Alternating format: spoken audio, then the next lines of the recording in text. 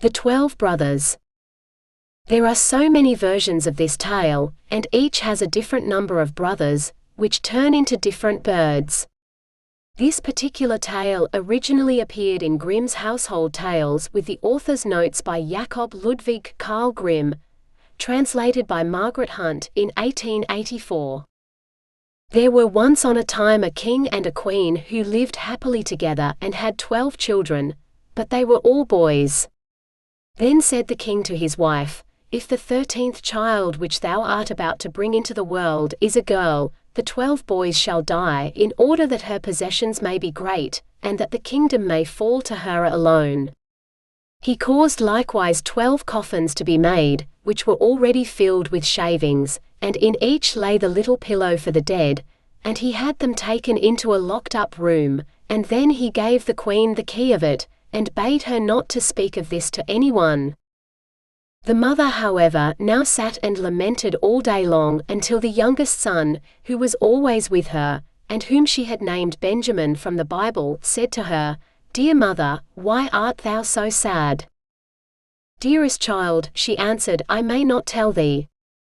But he let her have no rest until she went and unlocked the room, and showed him the 12 coffins ready filled with shavings. Then she said, "My dearest Benjamin, thy father has had these coffins made for thee and for thy 11 brothers, for if I bring a little girl into the world, you are all to be killed and buried in them." And as she wept while she was saying this, the son comforted her and said, "Weep not, dear mother, we will save ourselves and go hence." But she said, "Go forth into the forest with thy 11 brothers, and let one sit constantly on the highest tree which can be found, and keep watch, looking towards the tower here in the castle. If I give birth to a little son, I will put up a white flag, and then you may venture to come back.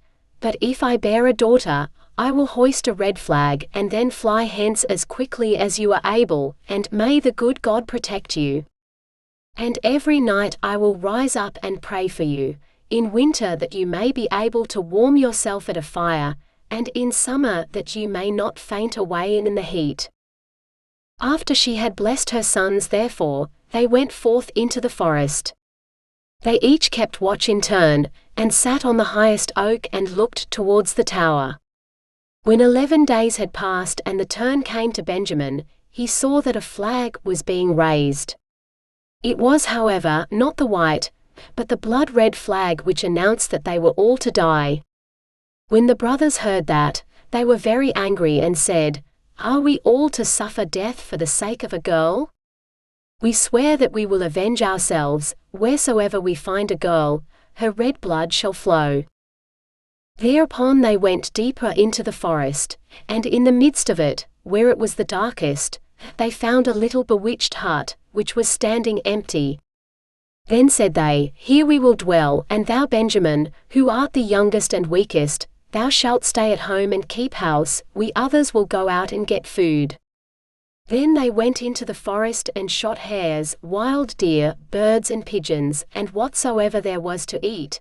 This they took to Benjamin, who had to dress it for them in order that they might appease their hunger. They lived together 10 years in the little hut, and the time did not appear long to them. The little daughter which their mother the queen had given birth to was now grown up. She was good of heart, and fair of face, and had a golden star on her forehead. Once when it was the great washing, she saw 12 men's shirts among the things, and asked her mother, "To whom do these 12 shirts belong, for they are far too small for father?" Then the queen answered with a heavy heart, "Dear child, these belong to thy 12 brothers." Said the maiden, "Where are my 12 brothers? I have never yet heard of them." She replied, "God knows where they are wandering about the world."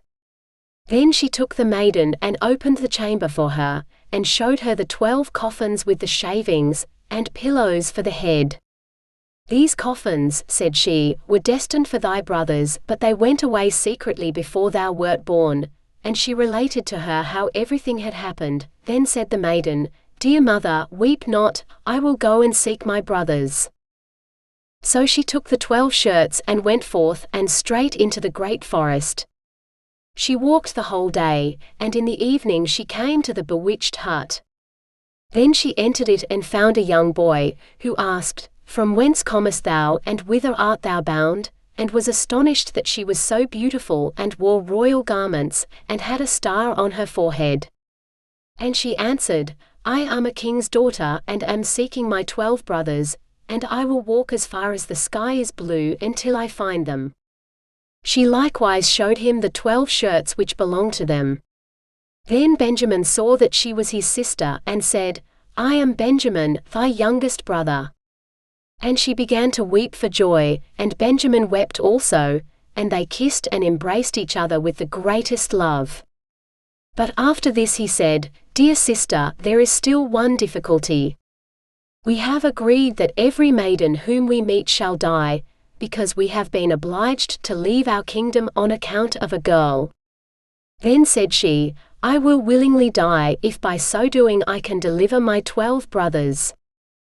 "No," answered he, "thou shalt not die. Seat thyself beneath this tub until our 11 brothers come, and then I will soon come to an agreement with them." She did so, and when it was night, the others came from hunting, and their dinner was ready. And as they were sitting at the table and eating, they asked, "What news is there?" Said Benjamin, "Don't you know anything?" "No," they answered. He continued, "You have been in the forest and I have stayed at home, and yet I know more than you do." "Tell us then," they cried.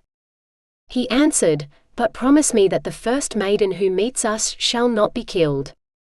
"Yes," they all cried, "she shall have mercy, only do tell us." Then said he, "Our sister is here," and he lifted up the tub, and the king's daughter came forth in her royal garments with the golden star on her forehead, and she was beautiful, delicate and fair. Then they were all rejoiced, and fell on her neck, and kissed and loved her with all their hearts. Now she stayed at home with Benjamin, and helped him with the work. The 11 went into the forest and caught game and deer, and birds and wood pigeons, that they might have food, and the little sister and Benjamin took care to make it ready for them. She sought for the wood for cooking and herbs for vegetables, and put the pans on the fire, so that the dinner was always ready when the 11 came. She likewise kept order in the little house, and put beautifully white clean coverings on the little beds, and the brothers were always contented and lived in great harmony with her. Once on a time the 2 at home had prepared a beautiful entertainment, and when they were all together, they sat down and ate and drank, and were full of gladness. There was, however, a little garden belonging to the bewitched house wherein stood 12 lily flowers, which are likewise called students. She wished to give her brothers pleasure, and plucked the 12 flowers, and thought she would present each brother with one while at dinner. But at the self-same moment that she plucked the flowers, the 12 brothers were changed into 12 ravens, and flew away over the forest, and the house and garden vanished likewise. And now the poor maiden was alone in the wild forest, and when she looked around, an old woman was standing near her who said, "My child, what hast thou done? Why didst thou not leave the 12 white flowers growing? They were thy brothers, who are now for evermore changed into ravens." The maiden said, weeping, "Is there no way of delivering them?"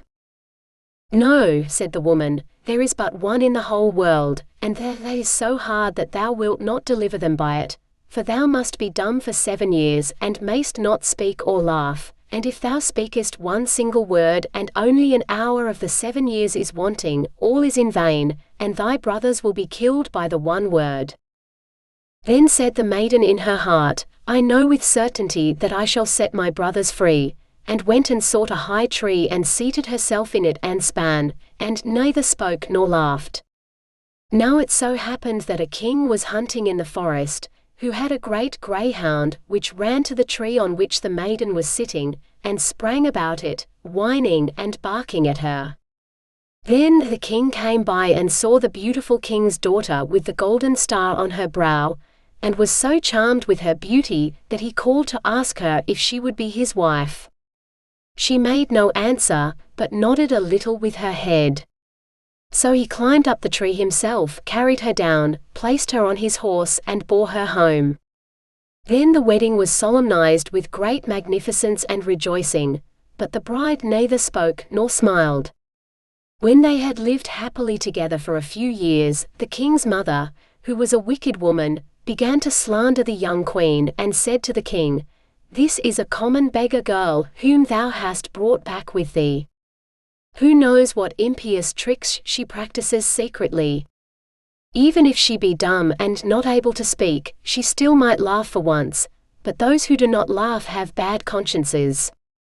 At first the king would not believe it, but the old woman urged this so long, and accused her of so many evil things, that at last the king let himself be persuaded and sentenced her to death. And now a great fire was lighted in the courtyard in which she was to be burnt, and the king stood above at the window and looked on with tearful eyes, because he still loved her so much. And when she was bound fast to the stake, and the fire was licking at her clothes with its red tongue, the last instant of the 7 years expired. Then a whirring sound was heard in the air, and 12 ravens came flying towards the place and sank downwards, and when they touched the earth they were her 12 brothers, whom she had delivered. They tore the fire asunder, extinguished the flames, set their dear sister free, and kissed and embraced her.